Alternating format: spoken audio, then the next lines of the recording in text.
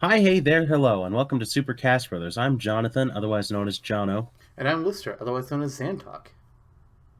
and I don't believe that we are alone once more. I don't see anybody behind me. You sure? Well, I don't see you either, but I think I just heard somebody. Who could that possibly be? Is this another guest episode? It may be. Yes, it is. We have our good friend Kelly, otherwise known as Kellyjelly, Peanut butter and the Kelly. jelly to my Kelly, Mr. Kellyjelly, How's it going, guys? here with us today. Oh, it's going pretty darn good. How are you today? I'm doing very well. Thanks so much for having me today. I Oh, gotta, we're I gotta excited. ask, grape or strawberry for your jelly? I would say raspberry, actually. I used to like strawberry, but I switched to raspberry and I've never looked back. Interesting choice, but that was not a valid response. So I'm gonna have to ask you again. Oh, I guess if I had to pick between the two, I'd probably pick grape. You pick grape? Grape's all right. All right, grape jelly and Smash Brothers. Everybody, you heard it. That's the end of our episode today. See you all next time. That's it. That's it. What about acai banana jelly or sprig leaf and cinnamon jelly? Those are some interesting names. I don't think I've ever heard of those ones. I'm pretty sure they're bullshit.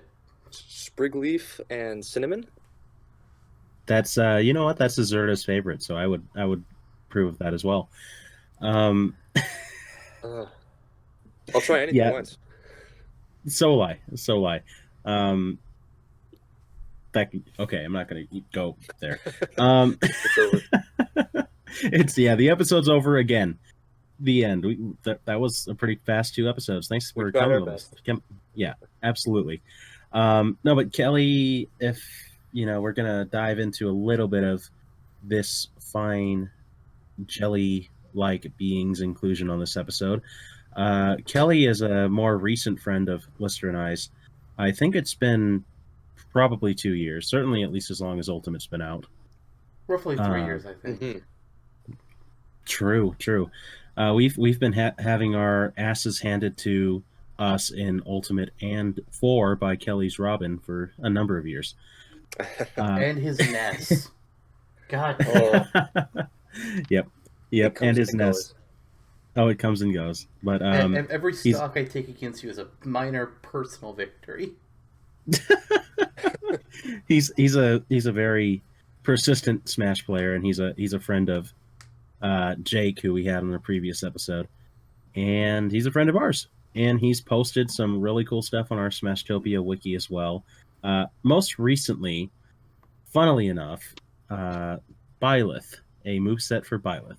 Which From was Fire actually Emblem posted before the announcement that Byleth would come to Smash by about, I want to say a week, is when that was, Yeah. when we got that one put on there. It's like, holy Mhm. shit. Yeah. You ever feel like a clairvoyant? You're just like, what just happened? Well, I mean, I predicted Rob for Brawl, so yes. And Duck Hunt Oh, for really? Smash 4, so yes. That must have felt pretty good. It did. Oh yeah. Especially Duck Hunt. It's like, yes, give me the annoying dog, I want it. You want to beat him up. Finally. And who can forget that one time, Lister, when I guessed correctly for E3 2017? That was a good time, wasn't it? 2017. Ice climbers and Wasn't that Snake 2018? and I think it was Was 20. it? Like, everyone was here. I think that was 2018. Yeah. wow, it's been a long year, hasn't it? Man, how time flies. It's 2020. Dude, it's been longer than a year. Are you sure? Has there been some sort of time jump? Yes. I thought it was 2019. No, Well, let's ask Azurda what he thinks. it's not. Okay. So, So, there is a reason why we have brought up Byleth, and we've brought Kelly here. mhm. At the end of our last episode, we teased a little bit who this episode's matchups are going to be for Smash or Dash. The first one being two spin-off mages, and that's going to be about between Kamek and Ashley, who both are attached to the Mario franchise in a spin-off way. But then our second matchup is going to be between the three lords of three houses, Edelgard, Dimitri, and Claude. And they were planned to be in this episode long before Byleth was announced for Smash. So the timing, especially considering Byleth would have been released just like 3 or 4 days before this podcast is being aired. Mm-hmm. And so we just feel like, wow, the timing is great. Kelly had created Byleth on Smashtopia, which, by the way, you should all check out. I actually prefer that moveset over the one that we actually got for Smash. I And we're concur. just like, you know what? Kelly made Byleth. Kelly's a big fan of Three Houses as well. We should get Kelly on to talk about those three characters, along with our other Smash Dash matchup. Mm-hmm. Mm-hmm. Couldn't have asked for better timing. Oh no, absolutely. I'm not complaining that we're striking while the iron's hot at all. Okay, so I think that about concludes our introduction. Should we get started with match 1? I think that we should. Okay, then let's. Who's gonna give us the dish on Kamek's background? I think I can go ahead and do that. Okay, I know that you're passionate about the guy, so. Well, in a way.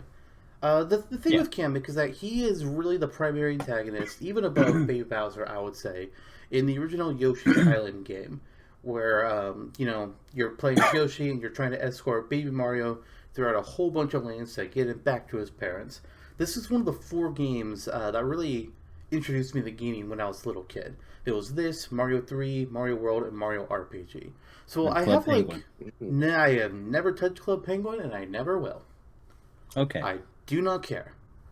But Kamek, it's always been a character that's been in the back of my mind for a lot of things with gaming. Just because I was introduced to the game at such a young age, and there's always been that interest in that character. Like, hey, he shoots a magic blast at 3 geometric shapes that circle around each other. That just looks cool.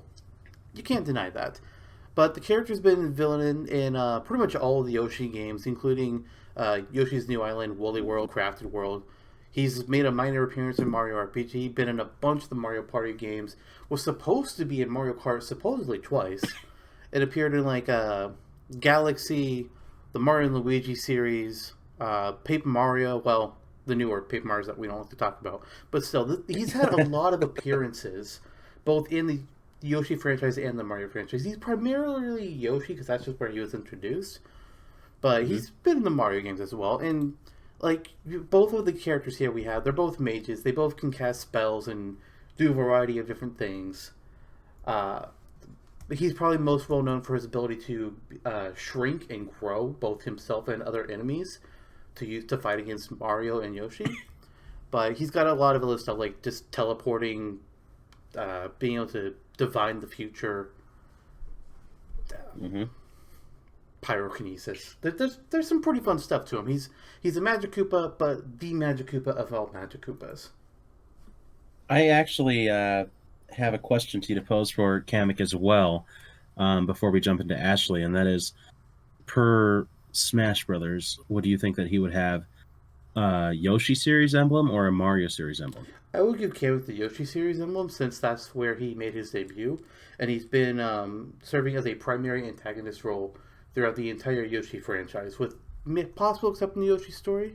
I don't see him on the list for that game, so I think that's the one that he hasn't appeared, but he was huge in both Yoshi's Island, Touch and Go, Island DS, New Island, Woolly World, and Crafted World, whereas his Mario appearances have been in either the party spin-offs, the Mario and Luigi RPG titles, or a few select appearances like Mario Galaxy. He's very much more of a Yoshi character for me. Yeah, that's true, and I've played a lot of Yoshi's Story in my time, and Kamek is in that game. Beyond that, I have a fun fact that I wanted to share about Kamek too, that I think we can all relate to and enjoy. Kamek backwards is Kamek. Kamek. Which is very similar to Kamek, but It's not. like kayak. Yes, exactly. So can you imagine if Kamek had a twin named Kamek, and they went down a river on a kayak? On a kayak. I think I'm reminded of Super Mario Party, where Kamek should have been a playable character. That's true. There's a lot of things. Kamek, damn it. There's a lot of things that should have been a little different about Super Mario Party, like being a full game. Yeah. Nevertheless, though, we do have another competitor. Of course, it's not just the Kamek and Kamek show. There's also Ashley and Yelsa. So, that's almost like Elsa, who should be in Smash. Maybe she'll be in Fighter Pass too. Nevertheless, Kelly, do you want to take the reins on telling us a little bit about Ashley and just her history in gaming? Sure. Thanks for passing Cool. it over. So, so Ashley's a pretty prominent character in WarioWare series. She's a fan favorite. I've seen a lot of vocal support for her, and also a lot of vocal disappointment when she was revealed as an assist trophy, both for Smash 4 and for Ultimate, unfortunately. Mm-hmm. She does have a cool design, and I think she does kind of stand out from all the other sort of wacky characters with her sort of like her deadpan personality. Right. She has a little like imp or a little devil named Red, who transforms into a broom and lets her fly around. And she's pretty well nuanced with the magical arts. She's often seen, brewing potions, studying up magic spells. Sometimes they go awry, and she has to kind of fix the chaos. One example I think was in WarioWare or Game and Wario, sorry. Those ones didn't have micro games. They were like sort of like their own. Every character had their own stage, and I think hers was. She was trying to she had a book full of like creepy stuff, and she was trying to, I think, bring out this kind of make the world sort of like this very dark and spooky. But then the wind blew, and it turned the page to like this very sugary candy land, and she got sucked into it. Mm-hmm. So yeah, oh man. Yeah, she is. I remember when she was introduced in WarioWare Touched, which coincidentally was my first WarioWare game. And the timing on Touched release in I think 2004, I want to say, near the start of the DS's life, couldn't have been better because at that same time I was growing up as a kid in the scene. I'm not ashamed of that. And Ashley couldn't have captured like what kids were super into about like a character, and what a drag, yes, total back drag. then. Seriously. So it was fun. It was charming. Like she is a very, very interesting character. Captures the time in popular culture and pretty well too. Yes. And I like the she essentially made Sabrina the Teenage Witch emo before the creators of Riverdale made Sabrina the Teenage Witch emo. So that's fair. Good times. That's a good comparison. Yeah. I enjoyed it too. So good old times, and what a catchy theme song as well. Yeah, I remember on the Brawl Dojo seeing the remix for it. I think that was one of the first songs that they posted on there, and I thought it was really catchy. It was. Like, who's Ashley? Why does she not have any friends? Why is she gonna like turn me into a spoon? Who is this person? Sometimes I'm threatened by our very own Bruja, Zantok, for the very same. So maybe he might be putting in a vote for Ashley by the end of this. Who knows? We'll see. We'll see if we can convince him. We'll see. Eye of New, I'll cast a hex on you. Well, thank you. I wonder what'll happen next. This will make your pants big. Oh man, this will make my pants big. Yes. Wait, isn't it kitten spit? Soon your pants won't fit, or something? I don't know, man. I don't. It's all somewhere in there. There's something about Grandma's wig. I don't know. Just your pants are not safe. Pants are not safe. Well, pants are not safe for work, kids. True. Well, we can all. I think we're all pantsless right now as we record this. One side of the continent to another. It's totally fine. So how should we approach this and get into the nitty gritty here, and start deliberating on whether Kamek or Ashley should be smashed and or dashed?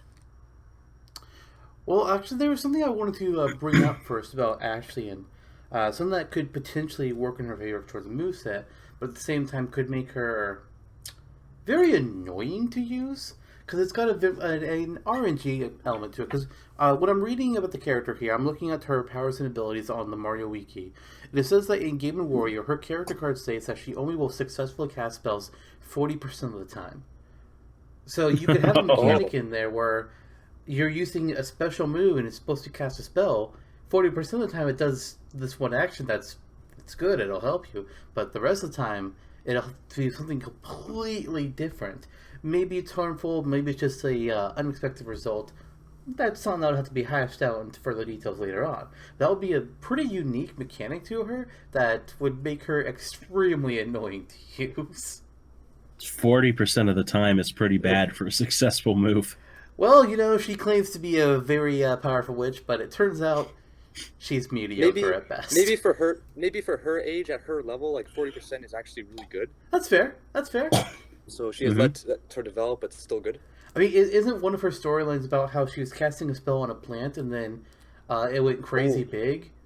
And then in her song for Smash Bros., one part of it is, "Oh no, not again," because she failed a spell again.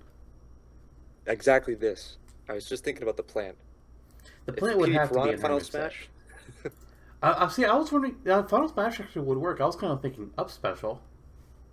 Oh yeah, like a beanstalk or something, like a.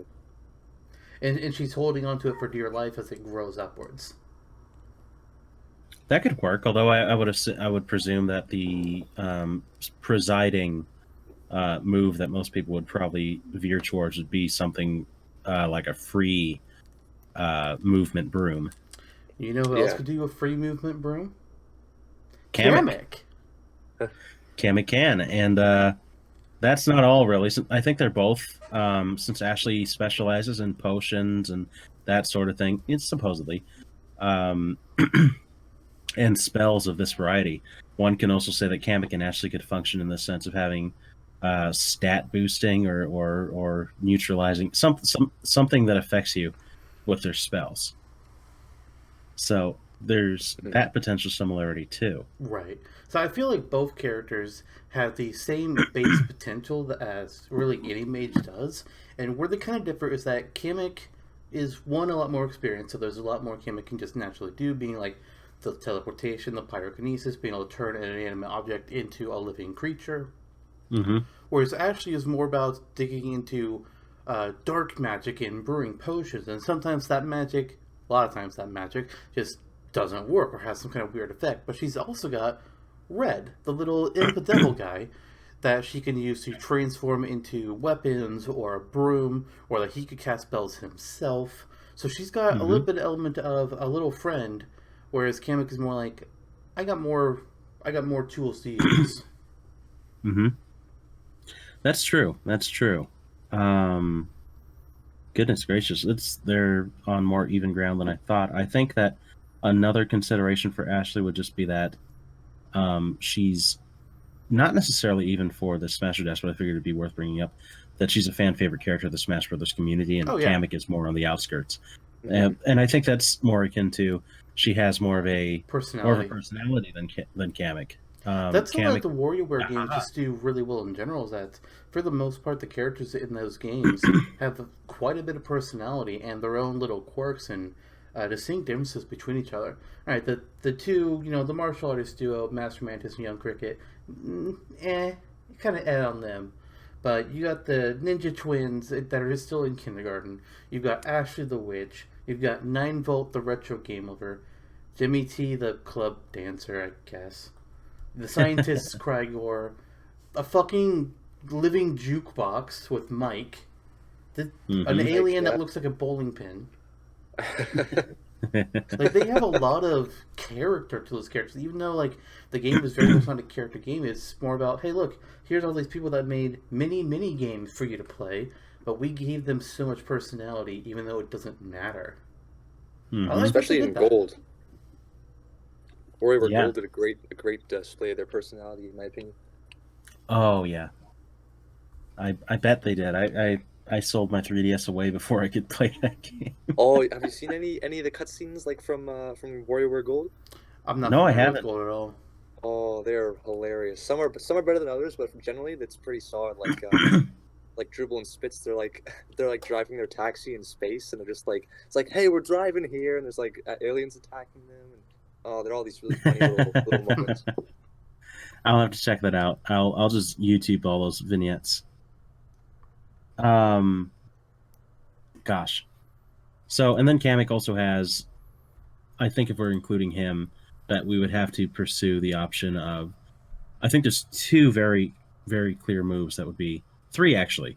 The up special with the broom, as aforementioned. I think the standard would pretty much inescapably be the basic geometric spell that he launches Oh at, yeah, at opponents. Absolutely. everybody knows that Mm-hmm. one. Yep. And I think that one is where stat changes could potentially come into play. Like he's casting a spell on you, and if it makes contact, there's a certain chance that he can make you dizzy or mess up your controls or stun you or something. Yeah, absolutely. Oh, I actually just had a good idea for Kamek. Go If you guys for want it. to hear Oh, yeah? it. Absolutely. Sure. So, I know how you mentioned like similar to Ashley, like the recovery could be potentially the broom, Yes. but you know Mhm. how Kamek, you can kind of he kind of does this thing where he goes on the broom, but he sometimes just like spins around and then teleports to a new location. Yep. Maybe that could be the recovery, and then the side special could be when he starts flying horizontally on his broom and starts like leaving like the kind of rainbowish magic trail behind him. True. Yeah, absolutely. That's And that that's a could- good point. Yeah. Sorry, I just thought of that, but No, I it's feel good. like that's probably a very likely scenario with Kamek. Because, well, both characters, I feel like you have to get very inventive with how their moves will work in a Smash Brothers game. Mhm. And with Kamek having teleportation, that's a super easy way to do an out special. And that way you can use the broom as a side, and you don't have to create something new for the side. I feel like it makes things easier to do it that way. mm-hmm. And it fits the character as well. Mm-hmm. And potential down special could be something akin to, I'm thinking in Paper Mario type titles where he would come along and summon a block out of thin air and strike it down to block your path. Mm-hmm. That could be a very simple down special. Or even summoning a basic enemy like a Goomba or a Dry Bones. Also true. Yeah.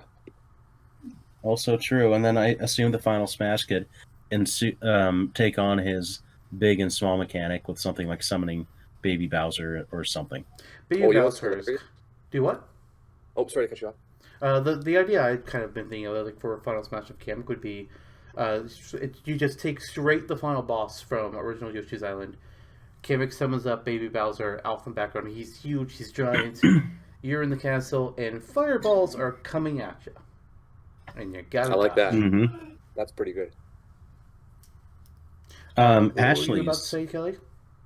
Oh, I was just gonna say I think it's kind of funny that both Ashley and also Kamek, if you remember the very first boss of Yoshi's Island, he also casts a spell on like this tiny piranha plant sapling and grows a gigantic plant as well. That's true. Naval Piranha. Mm-hmm. But I think Very the Baby true. Bowser boss is definitely much more iconic and much more fitting for him as well. Yeah, definitely. What if he just summoned Bert the Bashful? I think we can all agree that's the best option. I think I'd be Sounds confused. I want Bert the Bashful playable, but that's for another day. I mean, I once had the idea that you could use the Burt Bros as an assist trophy. You could. That would be a pretty good one. As far as Ashley goes, though, I think that this is where things differentiate. Ashley has more of the personality going for her, Mm-hmm. and there's theoretically all these different things that she can do. But pulling from her source material to develop a moveset will require us to be more inventive Definitely. than pulling something for Kamek, because Kamek has so much source material and platforming games that are very similar to the layout of Smash Brothers already. So translating that into Smash is no big deal. In the case of Ashley, we're dealing with mostly cutscenes, maybe micro games to pull from. So we can say that she could have stat affecting potions or spells. She can use her broom. She can turn red into different items to assist her in fighting. But how would we go about actually constructing that sort of moveset? It would be more of a stretch of the mind. Indeed. And as we speak now, I was thinking like during Kamek's moveset, like that minor workshop we just did, it's like what on earth was Ashley's be at all? Well, I mean, I feel like you had the plant. You have to have the plant somewhere for Ashley. Whether it's an up special that carries her upwards, not, or she rides the broom upwards. That's up in the air, literally. or the Mhm. plant could be a down or a standard or whatever. But you've definitely got to have her trying to grow the plant somehow, and maybe that's the final smash. She's just trying to do like a regular old plant, and then it becomes this gigantic thing, and it just starts attacking the whole screen in a cinematic. That's something I that could could see easily that. Yeah. work for that as well. It could be a down special as well. You can set it down and then plant and then water it like villager in the tree, Oh, and then you I can thought climb up it if it's docile, or it can attack opponents for you. And then or it could attack opponents for you, or if you do include that mechanic where sometimes your spells screw up, you can have the plant even turn on her and start attacking her as well as opponents. Yeah, you could. oh, interesting. That Hmm. reminds me a bit of before Piranha Plant got out of this match. A lot of people wanted to have Waluigi use a move where he just set the Piranha Plant down to the stage and it bites at whoever comes near it. Yeah. Oh yeah. Hmm. And then Piranha Plant was out of the smash. Speaking of plants, I just thought of another good idea, maybe for her down B. Uh huh. In WarioWare Gold, there's like a little. There's one I think mode where like a lot of the characters come together for a picnic, and so at one point it's like, "What did you bring, Ashley?" She's like, "I brought this garlic," and she holds out. It's like a mandrake baby, and then Red's like, "Ashley, that's mandrake. It could kill you." So imagine if she like had like a maybe like a chargeable down B, where like she whips out a mandrake and it squeals and it kind of stuns people for a few seconds. I like that. That's a good idea. That could also be a Harry Potter moveset. I could also Yeah. see that. It gets a little bit inventive here, but I could see that possibly reflecting projectiles as well. Oh, like a block, Could like be, a yeah. reflector. Yeah. Mhm. Kind of more like one that she holds in front of her, kind of like how Lucas does his down special. But that could be an interesting way to do it too. Like it still has that screaming effect. So if you're standing right next to her, you're going to be stunned. But if you had the ray gun and you try to shoot at her with it, well, now that ray gun is shooting its blast back at you instead. Hmm. Interesting, yeah. It's kind of like Peach with Toad, the Toad counter. Yeah. And then let's see. Ashley could also incorporate Red in her special somehow. You can have him transform perhaps into a giant pitchfork for her to use. I mean, he's absolutely the broom as well. Yeah, that she Totally. can throw, or maybe she can lob Red forward to charge, kind of like the Like Mecha Luma. Koopas or King or Luma, yeah, or King Dedede's side special in Brawl. Do you think that Red would be on the field with her, like how Rosalina has the Luma? Yes, I believe so. I agree. What does Kelly think here, though? It could go either way. Like, maybe not as like functioning the same as Luma, like a puppet, but just kind of like sort of like how Trailing like behind. Joker with Arsene, sort of. Or like how we have Rex and Pyra, as we noted in our previous episode. Yeah, which is like Joker and Arsene. Yes, Yep. Or Standard. mhm. but less Or you can treat him proactive kind of like a than Pikmin. Nana or the Luma is. Hmm. I think Red actually holds a little pitchfork, so maybe she can have him like a side tilt, maybe just have Red jab out with the little pitchfork. Absolutely. Yeah. She Yeah. just points and goes like, "Do it." Do it, Red. Do it, or you get the hose Yep. again. Not the hose. Hmm. And then I think we're all in agreement that the up special is Red turning into the broom.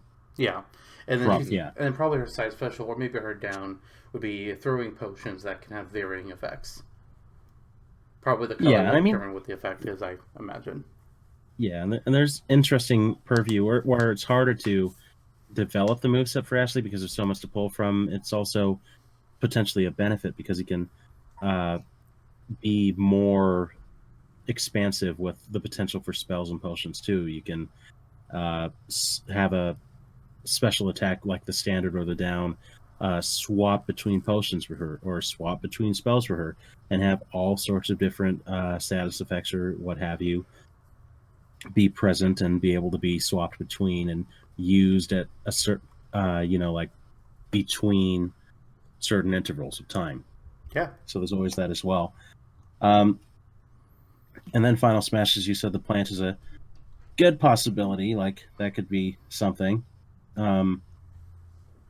Or there could be a cinematic where she actually does turn her opponents into random objects like spoons or toast or something.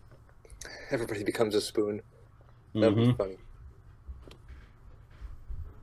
Okay. And her stage would be clearly her mansion, and that would be really cool to see. Like, I think I can't figure a Kamek stage right off the top of my head that wouldn't be the Baby Bowser fight. I guess just something random from Yoshi's Island. Kamek's, it could be just like Bowser's Castle, or it could just be like a new version of Yoshi's Island, because we have like 4 of them. Jesus Christ, it's ridiculous. But you could Touch, fussy, get dizzy. Like the Yoshi's Island stages. There's a lot of mechanics that we see in that game that have not really been used in the stages. One that I really like was actually the one that's used in Super Smash Bros. 2. I love how that one looks. It includes like the stairs, one of the moving platforms. I like that stage a lot. But as far as one that like particularly connects to Kamek himself, there really isn't anything that's like specifically his, unless you want to do like I think he has like a library in one of the Mario Party games. I think it's Island Tour. It was I think it was DS. He was a boss in that stage. I was just going to mention that. Yeah, that's right. It's DS, Kamek's library. Just found it here. Oh, cool. He throws books at you. Yep. Like you could do something like that, or even just say his home stage is Woolly World.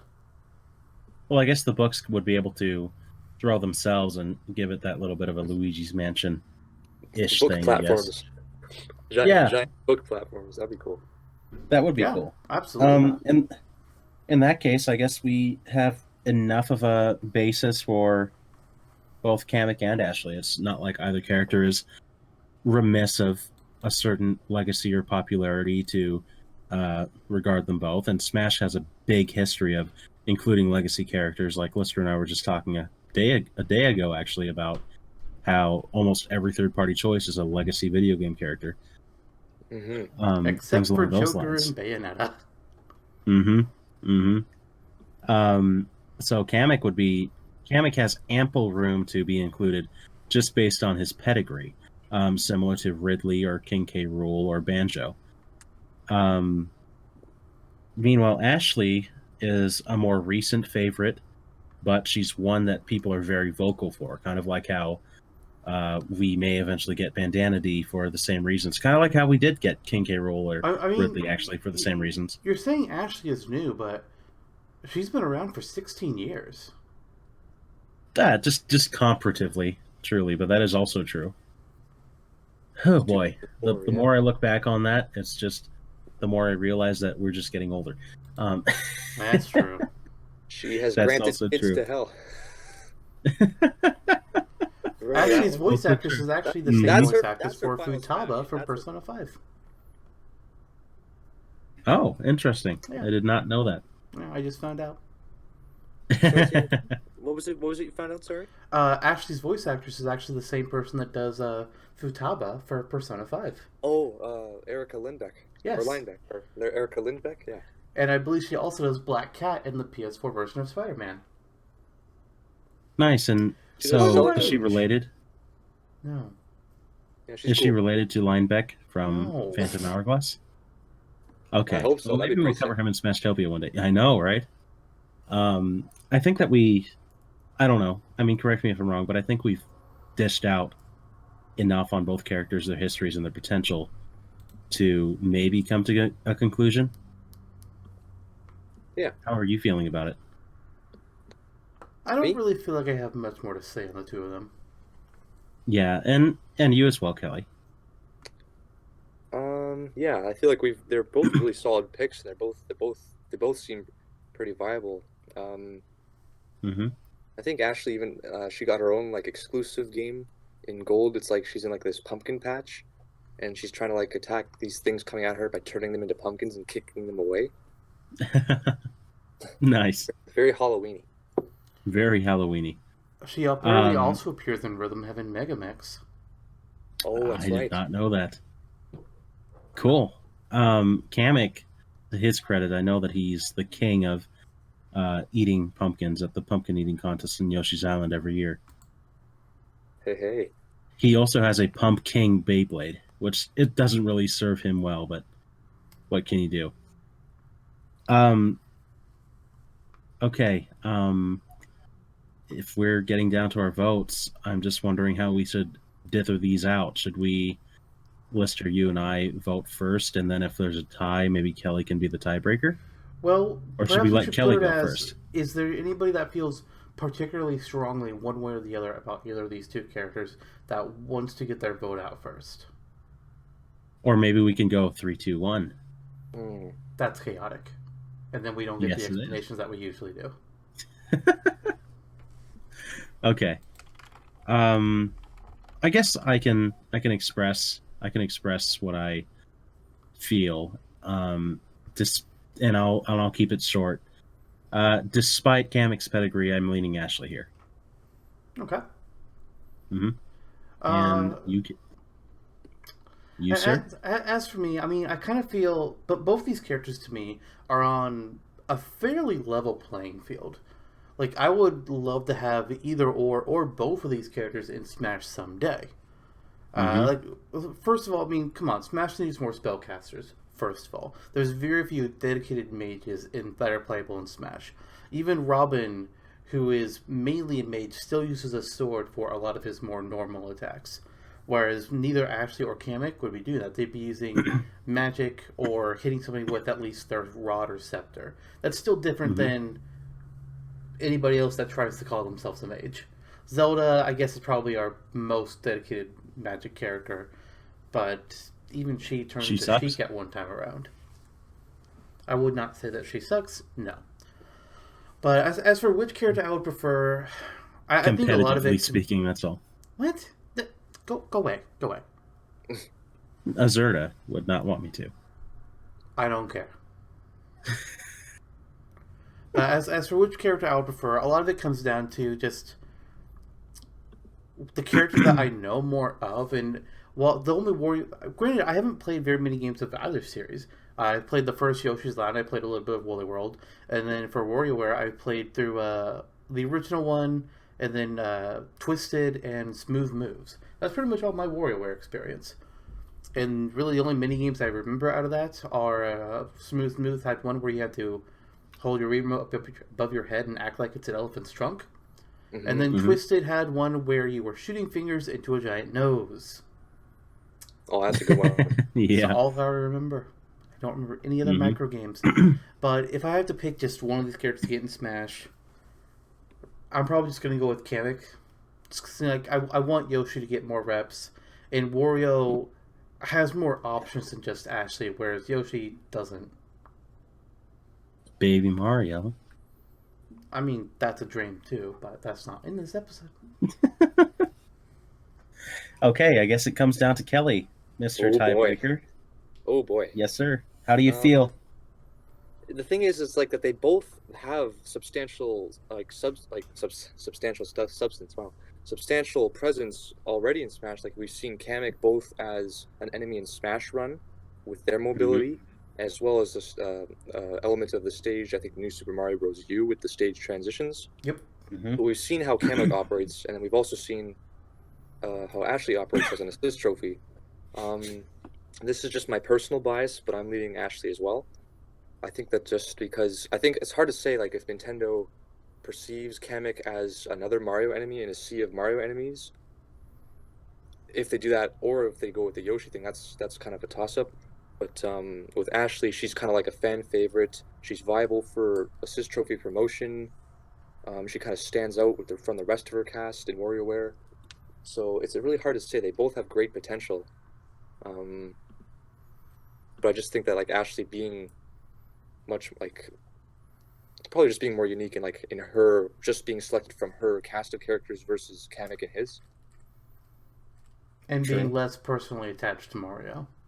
But I will say, however, when I first played Mario World, Kamek put me through the ringer when I first got to, I think it was Lemmy's Castle. I could not get past those guys. They were like, "Oh my god, these guys are shooting spells at me. They're teleporting." So not to say anything against, like, Kamek's potential. That is a really tough one. Jeez. We like Yeah, to but pick some but you tough would have your matchups. revenge. You would have your revenge on Kamek though if you didn't choose him. Like Fair your enough. revenge against Duck Hunt Dog in Smash 4. Mm-hmm. So what's your final vote, Kelly? I'm gonna say Ashley. Okay. Alright. Okay. So this Smasher Dash has been decided. Ashley, welcome to Smash Brothers. Kamek, I mean, there's other characters in the garbage bin. I guess you can go join them. Or you can go to Lister's house and be his new roomie. Well, it's a better option than Shadow the fucking Hedgehog. Maybe he can become playable in Mario Party one of these days. Oh, please. Yeah. Like, That's first on the list.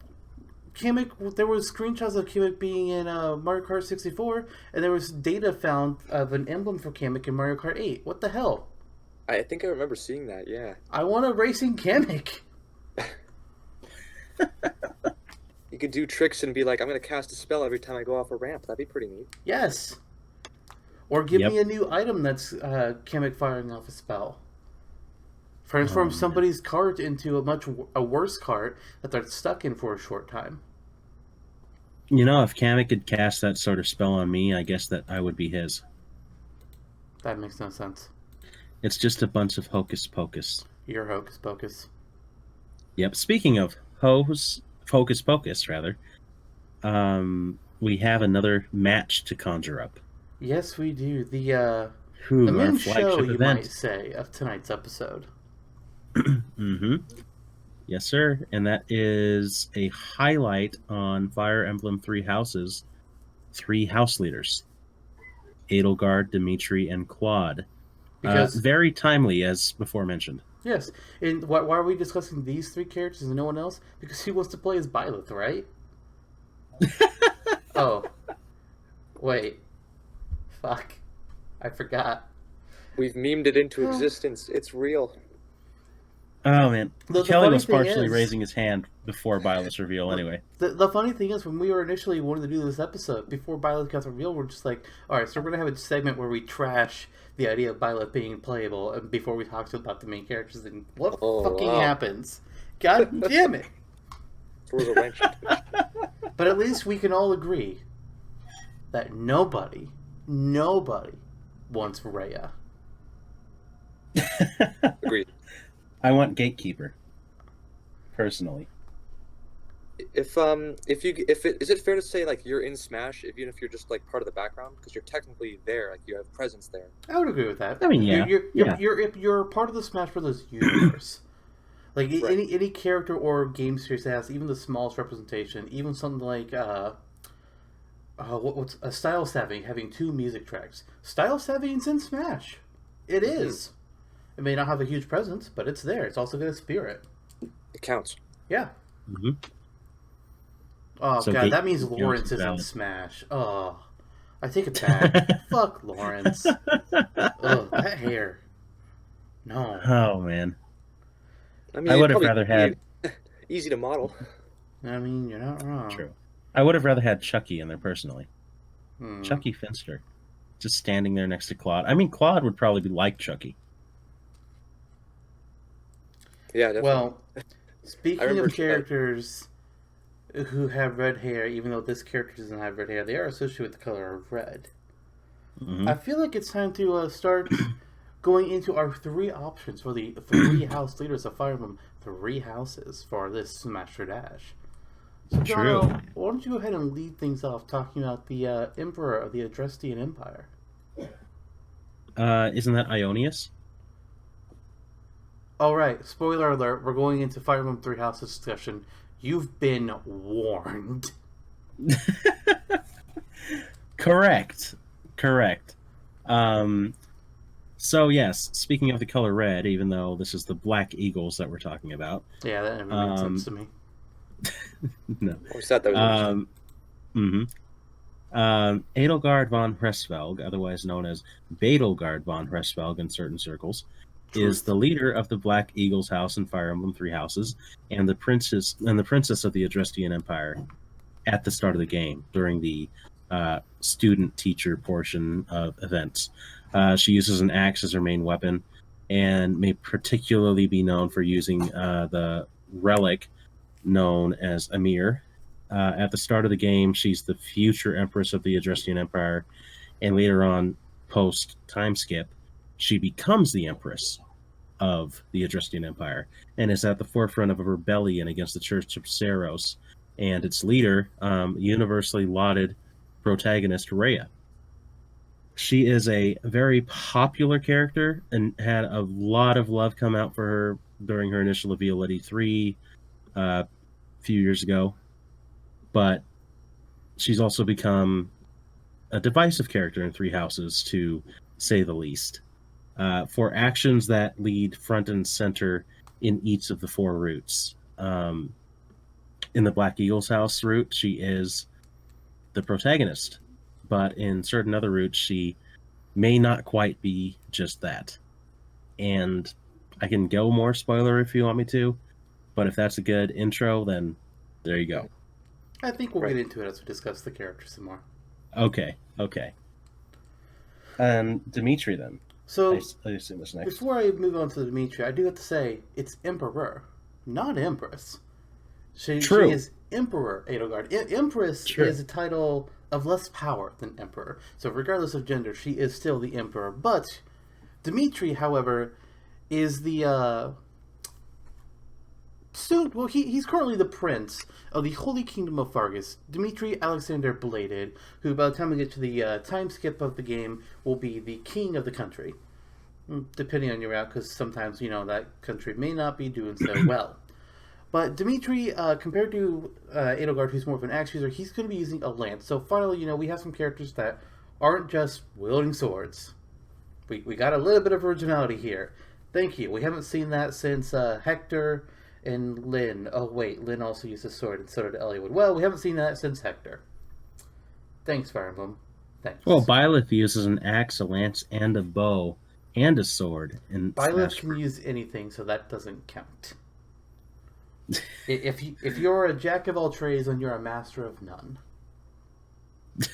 I guess all those weapons are weighing him down in Smash Bros. Have you seen how fast he runs in around the monastery, like at Mach 5? Causing the game to lag. Yeah. Mm-hmm.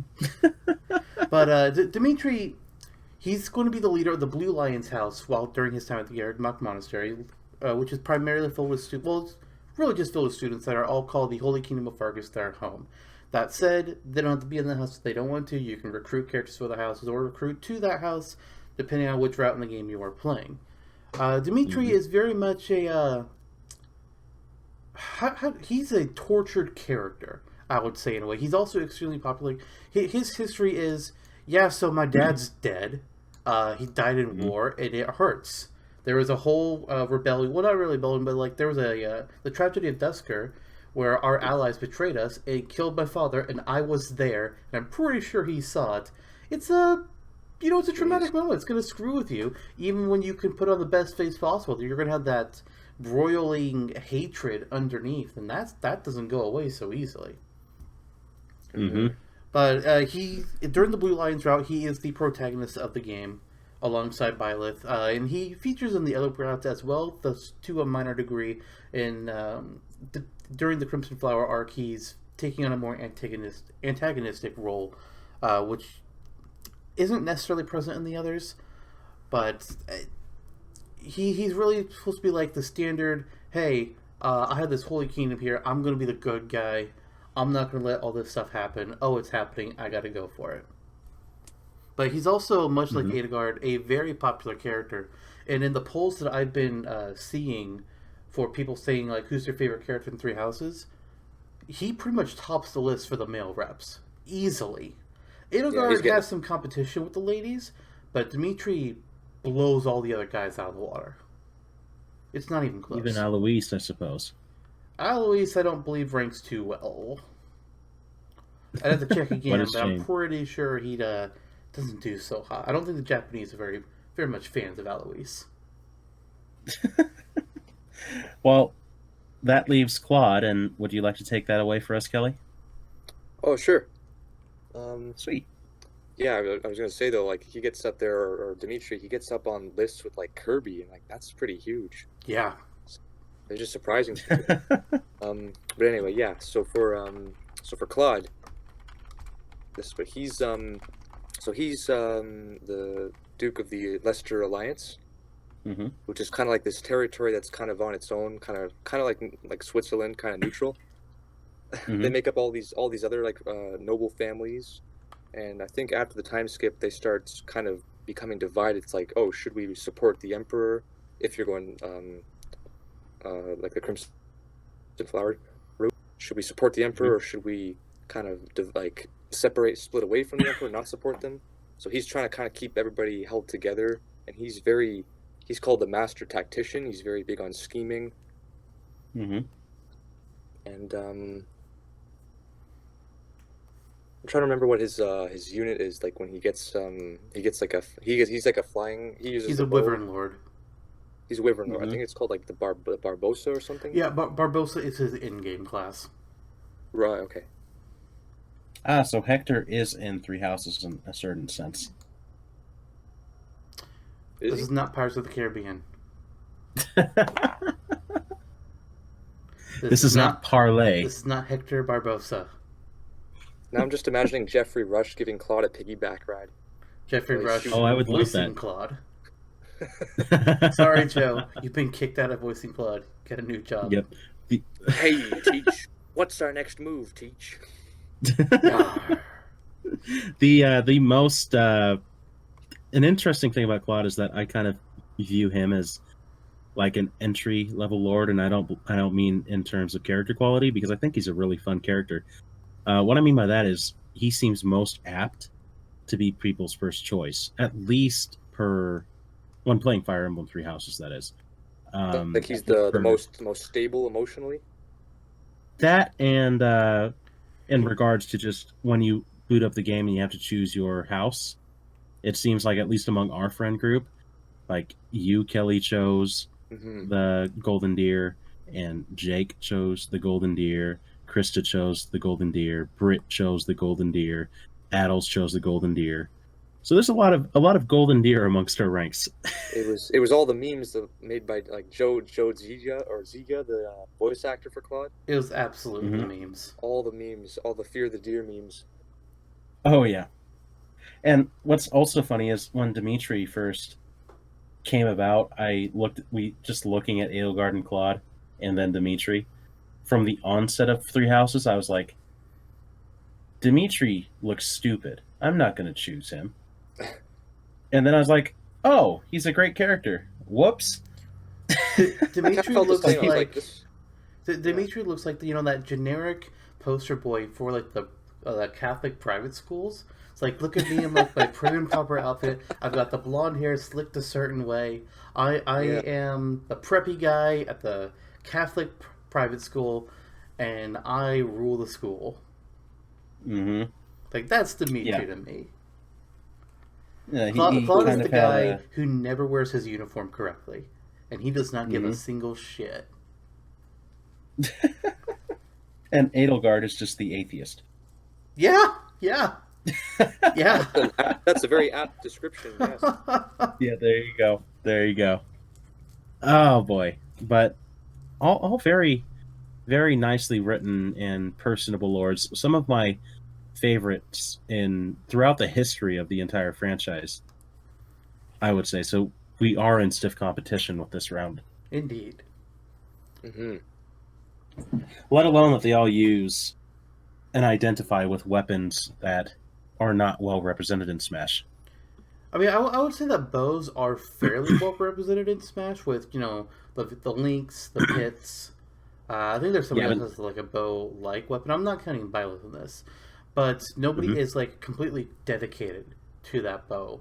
Especially like no Fire Emblem characters even have one of their Smash moveset yet, and nobody uses an axe except for the Belmonts have some throwing axes, and nobody uses a lance either. So these are all three of these characters. If we were to get one, nobody else is fighting like them at the moment.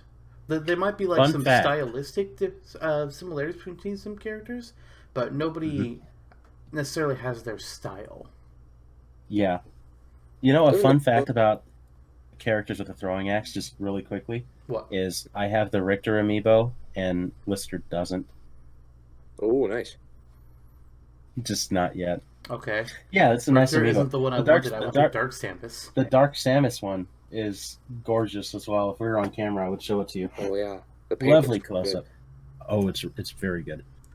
Anywho, what was that, Kelly? Sorry to interrupt. Oh no, I was just joking. I was gonna say, doesn't the villager use technically? That's true. That's true. He has a woodcutter's axe though, not necessarily one that's for combat. He makes it work. He does. He does. He does. Yeah, he does. So Doesn't Dark Samus have an axe? No. Oh, okay. Phazon axe. That would be kind of badass, not gonna lie.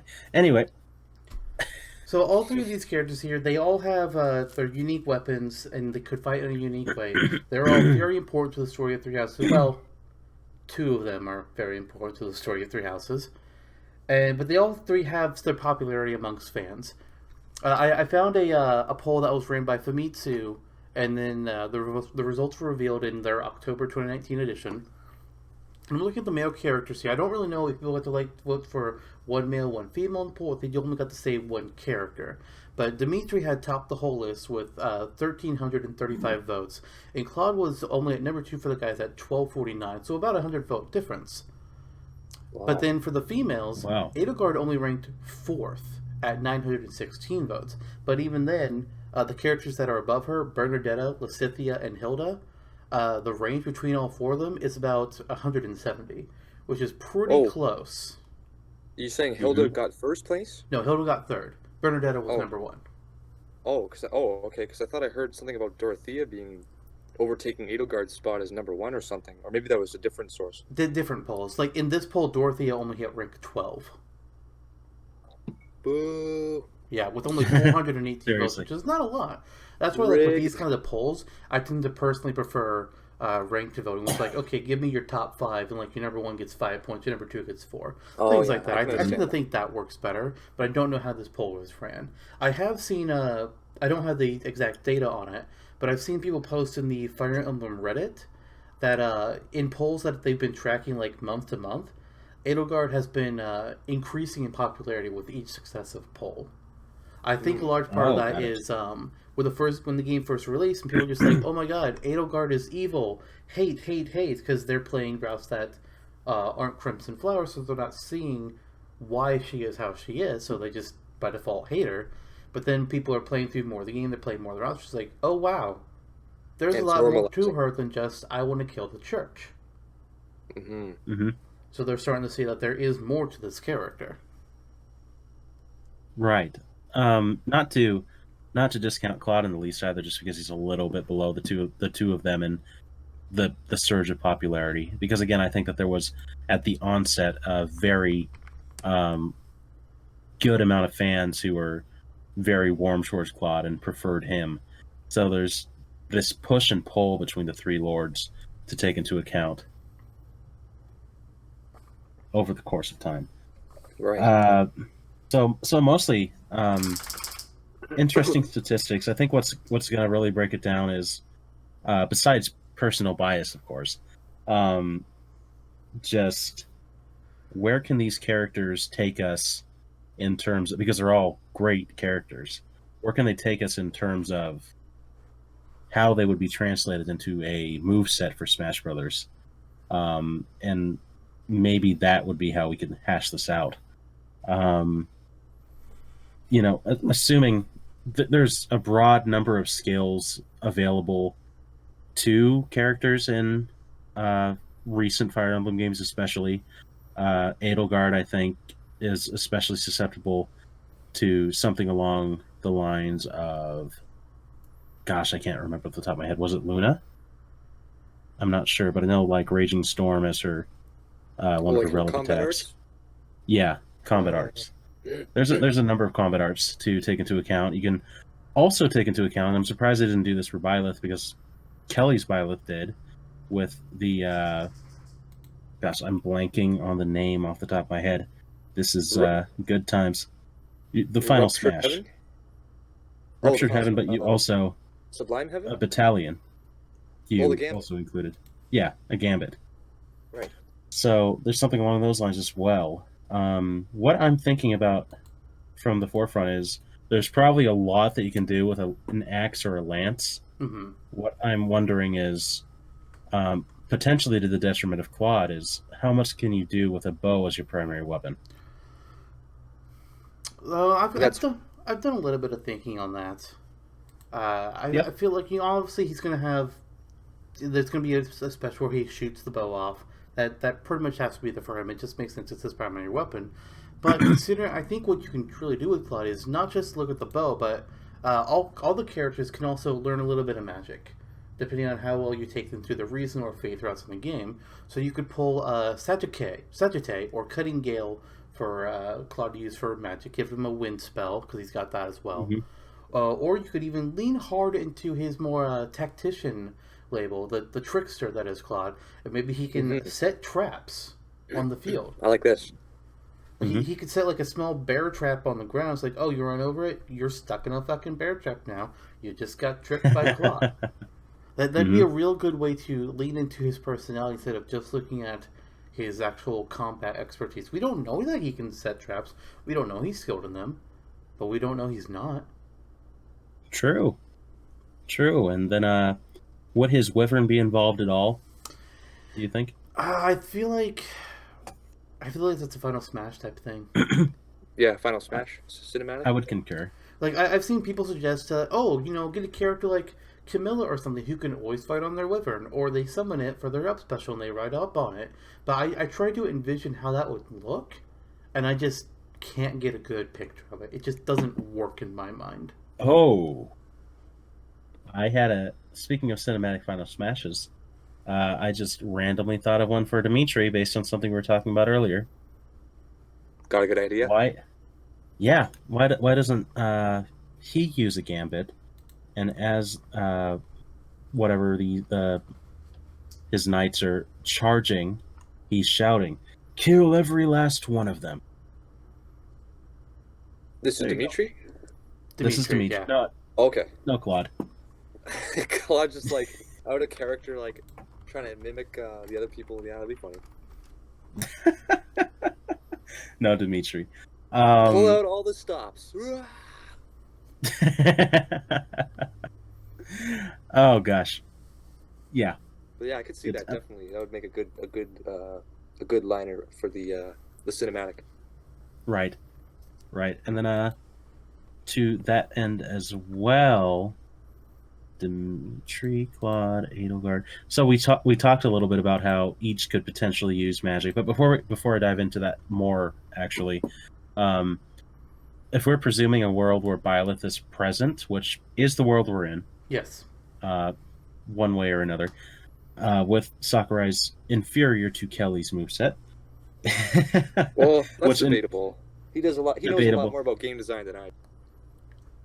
That's true, but let's leave it to the listeners. They can check out Kelly's Byleth and offer their opinion on it, and we'll toss the link in the description.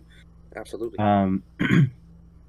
So with Byleth present, which of these characters would stand best against them to differentiate themselves more on the Smash roster? That's also more down to moveset, I believe, but at the same time, Byleth, of course, uses each of these three lords' primary relics in the game. So are we approaching this from a standpoint of they don't necessarily need to use just their relics as their weapon? I mean, I don't think they need the relics at all. If you're approaching this from if you're doing this, we're taking their designs as how they look pre-time skip. It doesn't make sense to see them with their relics. Could you do them with their time skip outfits? Sure, but let's imagine. But some of them, the outfits are a little bit big, let's say, and it's kind of harder to imagine with Dimitri's huge cloak or Edelgard's massive armored dress, seeing them run around. Claude's time skip outfit is no issue at all, but I don't see why the characters can't just use their regular iron or steel weapons. And if they want to have the relic appear in the Final Smash, why not? But as far as like their main fighting style, I would just give them the regular weapons. They don't have to have the relics. And also, let's be real here. To a large degree, the heroes' relics in Three Houses are butt-ass ugly. They, that's, they, that's, they suck to look at. I didn't think that Amir was quite axe looking, to be honest. It's really not. It looks more like a strange stave, if anything. Hilda's axe looks more like an axe. That's true. That's true. Oh, Frygoggle or whatever? Yeah. Google or Fryggle. however the hell you say these Da, weapons. da, da, da, da. Like that one, Da, da, okay, da, you know, da, it's still da, a little odd, but I can see more the axe from it. Amir is just weird. I don't like it. Mm-hmm. I'm weird. And Dimitri's arid bar, that's not a lance. That's a rounded stick. At least Claude's looks okay. Mm-hmm. So yeah, I mean, if we are approaching this from their student outfits primarily, which is also by far, I think, with the exception of Dimitri, the most iconic design for each character. Yeah, definitely. Mm-hmm. Then there wouldn't really be much of an issue. I mean, we can still incorporate the relics if there is room for it, but there's also, these are students being trained. They have a wide breadth of options weapons-wise to use as well, and so we can just have the standard axe be Edelgard's, a standard lance be Dimitri's, a standard bow be Claude's, and it would be fine. Yep. Yeah, and I don't think anyone would complain about that. Maybe like one person, Well, but their complaint would probably be, "Oh no, another Fire Emblem character." there will always be somebody that complains. Always. You're never going to get away from that. It's the internet. Very true. There could literally be world peace and someone would complain about it. Yes, they would. Edelgard, I would like to. I mean, she's who I've played through the entire route of so far. I'm getting through Dimitri's, but speaking on the level of spoilers that I know each of you have already I literally know known everything. based on your runs. I know you do. Speaking more so to Kelly, but nonetheless, given her pedigree as with her crest, with her potential for magic capabilities, with her background as the Flame Emperor. Whoa! Did someone not know that? No, I think you all knew that. There's quite a bit that we can draw from for her attacks. It's been a little while since I played Crimson Flower, so I did not brush up pre-podcast like the fool that I am on her combat arts, but there's always combat arts. Like I remember her one that is really just her striking multiple times with an axe is like a fairly standard but iconic move that could probably be a standard or a side special. I think that's Raging Sword. Edelgard has Raging Storm, yes. Yeah. And then something even akin to Byleth's down special could be her axe move. It could be a counter for God Forsaken somehow. Why? You could have dark magic available because I think that's Edelgard's affinity. So you would be mostly training in those down that purview most easily anyway. So you can use something like Luna or Hades or even Nosferatu if you wanted to do a bit of double dipping, which it's a functional move, but you don't necessarily need to. I'm just laying out options. But basically she has those spells. Like she's got some dark magic, she's got a little bit of faith magic, and she's got some fire spells. Right. So you can and so in that case you can use something along the lines of a stacking fire move, like something that becomes Inferno or something along those lines as well. She could teleport, as simple as that is, because of the Flame Emperor background. Yeah. And I have a very interesting idea for a final smash that isn't necessarily just a gambit or a combat art, but I don't know if I should save it for a little later or if I should dish it out now. So I'm just going to opt for the former and see if you guys have anything else for her or any other character that you want to go into. Yeah.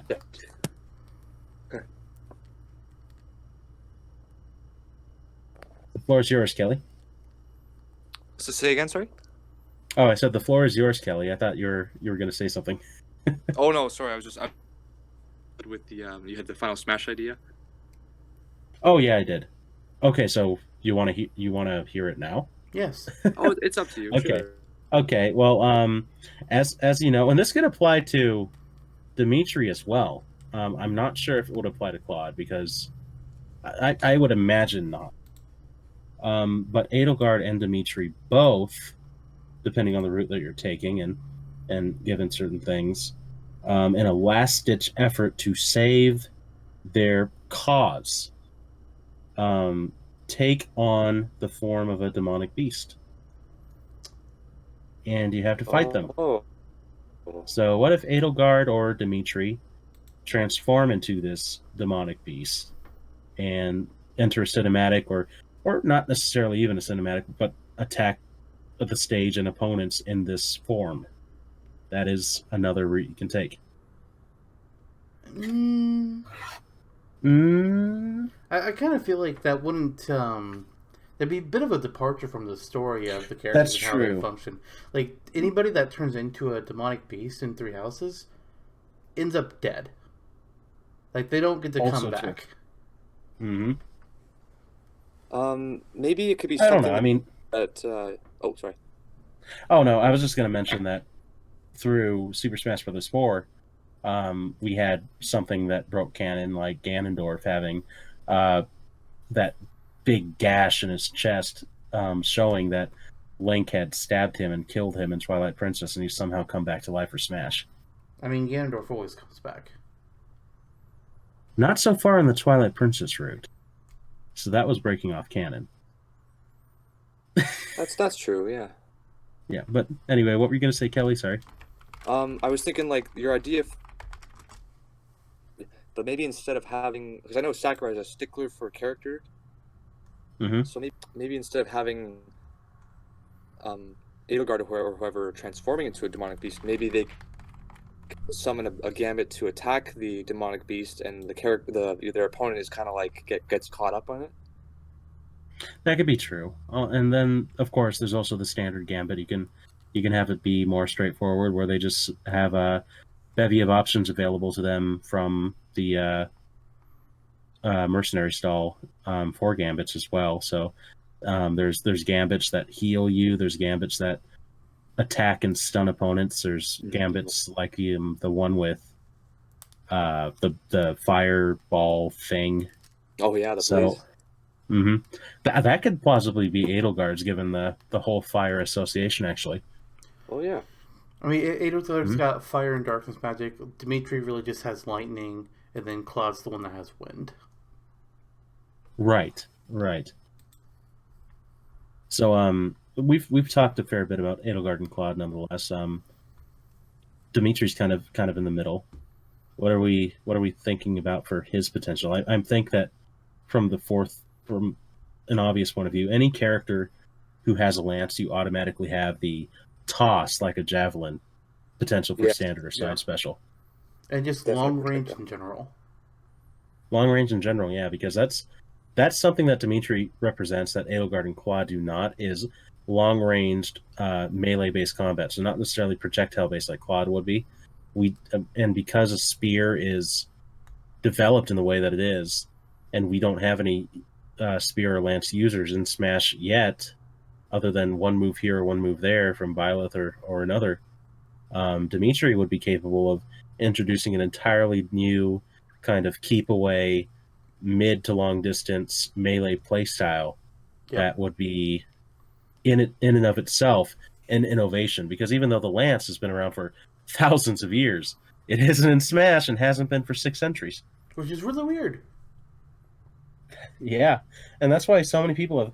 And then there's not really like a big surplus of lancers in Nintendo history, so I think that's kind of part of why people have been pooling behind Bandanity in the Smash Bros. Community, paired with just the mistreatment of Fire Emblem. I'm not going to say in terms of roster size like everyone else. I think that's playing 2D chess. 4D chess is the count would be fine if the characters were different, both in terms of the actual characters and the playstyle. And Dimitri would not necessarily be as much of a controversial choice because he would play very differently. So there is that to consider. Yeah. But that's not to say, because again, Edelgard and Claude also bring forth weapons that are unique to Smash for the most part as well. I mean, let's just said earlier, you have characters like Pit who are bow users, but Claude with the use of a more traditional bow would be using it in a separate way to Pit, and probably use it in more moves than Pit. Yeah, it's his only weapon as opposed to just one of many tools. Right. Edelgard, to her benefit, also has a very obvious side special would be like a hand axe. There's always that too. And I think that she has an advantage. Oh yeah, the bolt axe. Whew. That's a good one too. She also has the benefit of having an extra one up on Dimitri and Claude in terms of the magic that she has built an affinity with both dark and fire being closely associated with her, and then a little bit of light with faith as well. Probably in Smash we would see mostly darkness and then fire, I would assume, as her top tier magic uses. I agree. Mostly because light, while it can be used, I don't feel fits her character quite as well as the other. Oh yeah, so another idea I had for Dimitri, maybe he could have like a sort of a command grab where he kind of stabs out towards the opponent, kind of catches them, and then flips them over his head onto the other side, and they kind of bounce off the floor away from him. Ooh. Oh, yeah, I really like that. Very, very brutal, which fits Dimitri's character in the second half of the game. Maybe that's a big thing to capitalize on, the brutality, almost like a Ridley-esque sort of. All his motions are very like, he's not finesse like Marth, and even Ike to an extent is not like hammering it in. He's kind of like controlled power, but like Dimitri, very visceral almost. He's vicious. Vicious is a good word. As Felix would say, he's the boar prince. Once you get him onto the battlefield and the mindset of killing, he gonna kill. It's all over. Get away from him. That's a very good move idea, and per the magic affinities too. What are you thinking about having something Roy-esque, or necessarily like Edelgard would have the darkness or fire affinity? So in some of her standards, she could potentially dish out darkness or fire effects to opponents. Dimitri could dish out lightning-based effects, potentially. Claude, wind-based effects, potentially. Just potentially. So Dimitri's got sort of main magic ability? Yeah, Dimitri only learns 2 reason spells: Thunder at skill D, and then Thoron at C. And for Faith, he only has Heal, Nosferatu, Recover, and Aura. Oh, okay. I can see Dimitri as someone who would use something like Aura offensively at the very. It could be an interesting move for him, just to give him something kind of different. Right. And then Claude with wind-based magic as well. I assume he has access to something like Tempest, which would be enough to differentiate it from Robin's Excalibur. Just Wind, Sagittae, Cutting Gale, and Excalibur. But okay, you could do Cutting Gale. You could do Cutting Gale, and you could do Sagittae, I guess. Yeah. Yeah. So there's that, and then so cool. They're still pretty much on an even playing field. They're relatively all good choices. That's why a lot of it for me is less of what they can do, because they can all be very unique. Two of which I think can be a little bit more potential than the other, just because it's hard to do a whole bunch of different tricks with a bow, unless again you go into how Claude can potentially lay traps onto the field, which is a really unique idea that we haven't really seen. But that's why a large part of it for me is like their presence in the game of Three Houses. Who is like each character is the main lord of their own route. So no matter what, if you pick a character, fans of the other 2 routes are going to be a little disappointed. But they all still have some kind of presence in all 3 routes. All 3 characters do appear in all of the routes of the game in some form or another. Indeed. Indeed. So if it comes down to story prominence or characterization. I guess that it's more so open to almost a biased interpretation. So this could be a divisive final choice. Absolutely. And we encourage any and all of you listening to come at us with your choices as well, because however this goes, you can feel free to disagree, or you can feel free to agree. And whether you agree or disagree, you can also hit the like button and subscribe to us on YouTube and Facebook and Spotify. Unless you pick Byleth, in which case, get out. Okay, Kelly. Good knowing you. You can, no. Yes, my time to go. Yeah, lights out for you.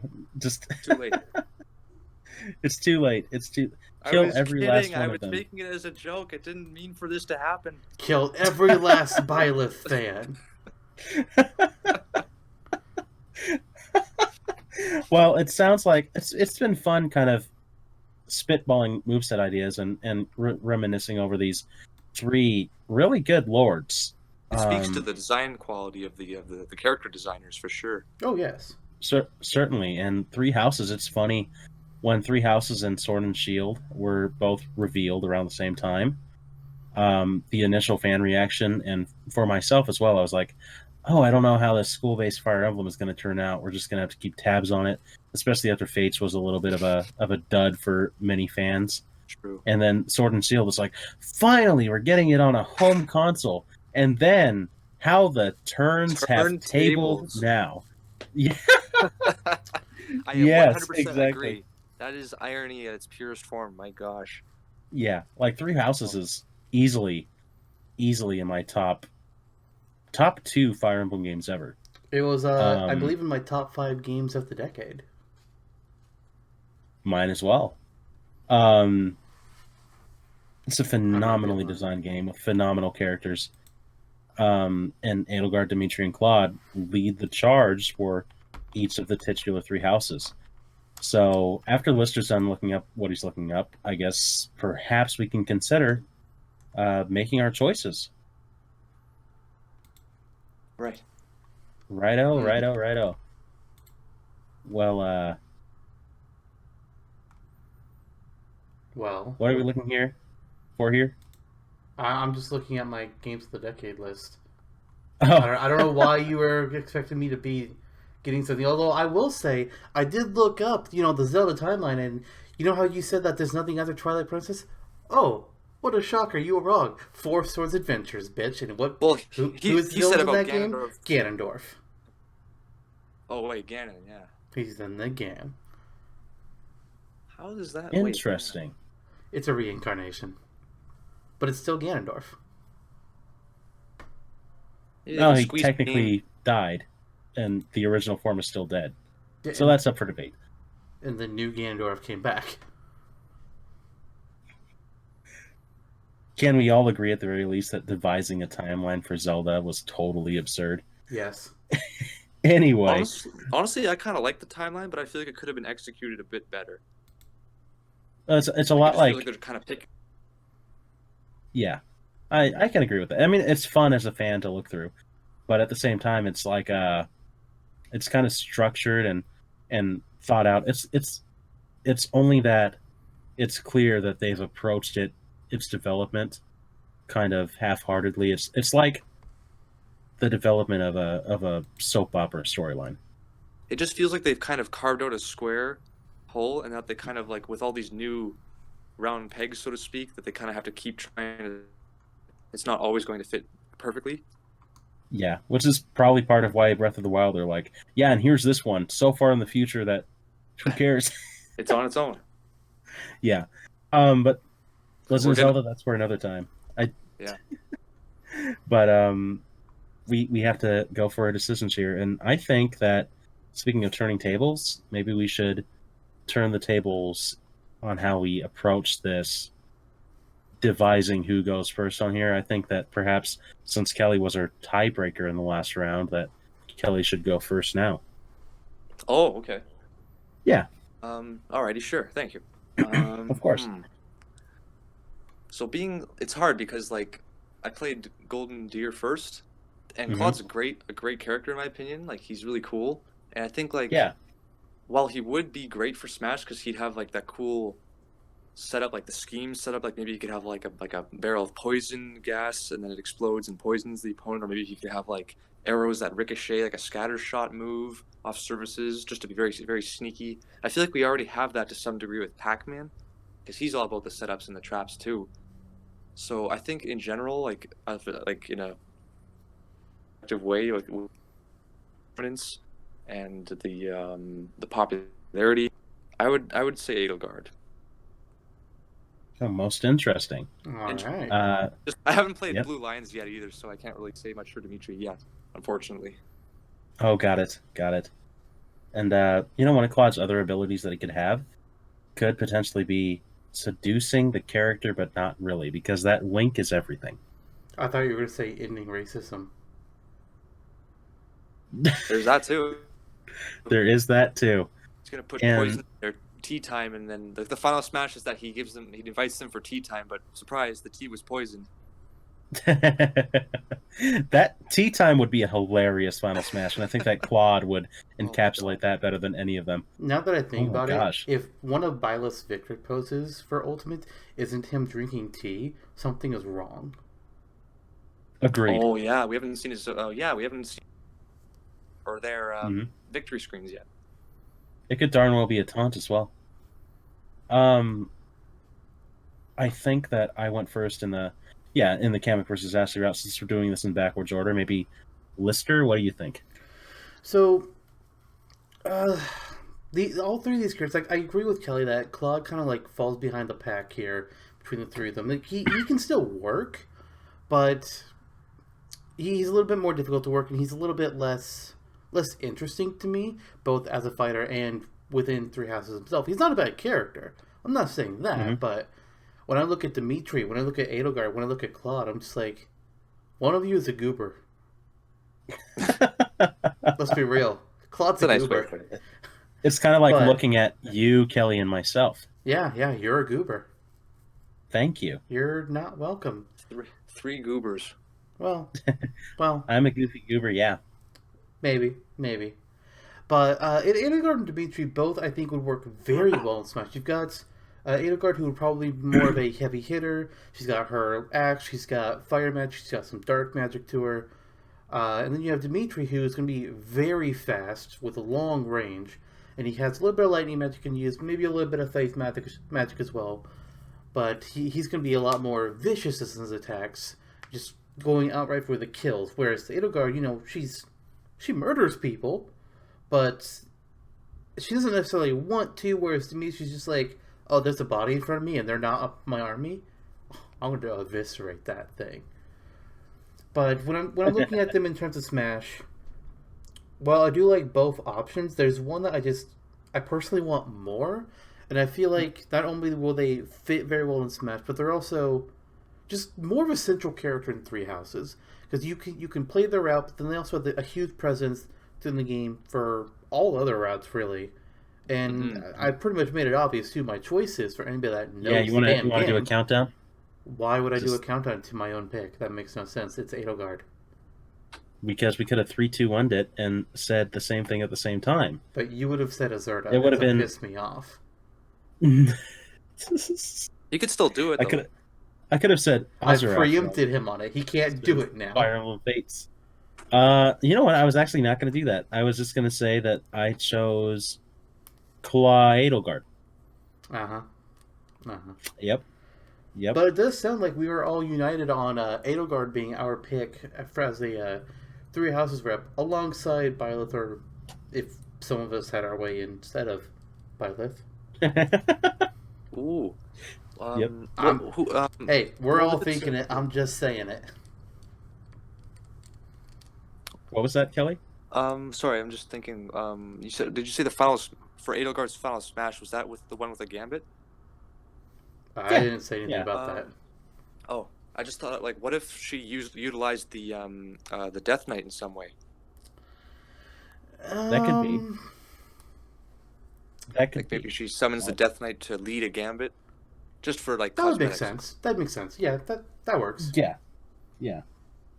I mean, Just a and the small Death touch. Knight and Hercule operation is prevalent in the student path in that first portion of the game as well. Yeah. Mm-hmm. So there's that. That would be cool. That would be a good aesthetic. And Sakurai is not necessarily spoiler averse anyway. I mean, Mecha Fiora's in Shulk's Final Smash, for instance. Actually, to add on to that idea, whenever you have a character that's an adjutant in the game and you're using a gambit, that adjutant character is seen in the gambit animation. Yes, that's right. Or not Mhm. gambit. Yeah, I think it's gambits that were the use of battalions, or am I thinking of the combat arts? I think you're the Gambits. You're right. Yeah, I didn't use them much, Yeah. so I'm not sure. Yeah. But I know I it think was so. You're always saying funny Hubert. seeing those characters like run forwards with the armies. It's like, Hubert, what are you doing? You're a magic boy. Stop running forwards with the lancers. Yeah, just literally tackling people to the ground with his spindly little arms. Yeah. Someone's a priest and they're just flying. Like, they're not even running. They're just floating super fast. It's Yeah. like, let's do it. It's funny as hell. Yes, it is. Oh boy. So Hubert would technically have his chance to shine in Smash as well. I would be okay with that. I mean, I'm actually surprised that I we could had it. easily see Hubert appearing in a victory animation for Edelgard. Yes, Me this. too. Me too. I'm surprised that we all had that clean cut. I thought that Kelly might go for Claude out of, just bias of it being the first path, or maybe Dimitri because he had some excellent move ideas. I did But, not but expect this to be a 3-0 sweep. Me either, but I'm also not complaining about it. It all worked out. Our listeners might. So we'll see. Just make sure to voice your opinions. We always like to hear what you have to say, even if it's disagreement. Discourse is healthy. After all, we're recording this on Discord. Indeed, we are. I think that we can, wrapping this up, next episode announcement, we're going to go into something adjacent to that Byleth reveal, which was the revelation that we're getting 6 new characters, stages, music packs in a Fighter's Pass 2. Cool. So, Lister and I are going to be diving into what the contents of this new pass could potentially be. And that will be a very enticing episode. It's going to take a lot of Potentially research. a two-parter. We'll see. Yeah, it will, but it's going to be a lot of fun. And in the meantime, I also wanted to just thank you, Kelly, for joining us today. It's been fun having you and your vibrant mind along for the ride, because you've come up with some very great ideas that have been featured on the Smashtopia wiki. You've been someone who's shared our ardent passion for Smash Brothers, arguably more than anyone else in our little dedicated group of friends. So it's been a pleasure. That makes me very happy to hear, John. Thank you so much. This was a very fun experience for me to be on this and chat about it. Yeah. Well, it is would you fun say to that be you creative. Yeah. Would you say that you'd come on again? Yeah, definitely. Awesome. Well, you can look forward to that sometime in the Great Horizon, one and all. I'm sure that, yeah, it was a really fun time. Lister, you have anything else to add? It's always good to have a guest on here, whether we're discussing a Smashtopia or a Smash Dash or what have you. It was a lot of fun having you on. You had some good insight on these different characters. And I look forward to having you appear on another episode someday. Thanks so much, Yep. Lester. It was really cool to see, I think much more people, more collaboration. Once you get, it's a nice creative exercise. Once you get past the idea of this character or so-and-so is impossible and you stop thinking about that, then there's lots of places you can take it and where you can take the discussion. So something I like to say is that with very few exception, no character is really impossible. There's some that are extremely difficult, but there's only a very small percent of characters out there that are truly impossible to work in Smash. Iron Man. Okay, well, I mean what? Well, no, he's not a video game character, but I mean, if Iron Man were to be included in the game, you could easily make him work, is what I mean.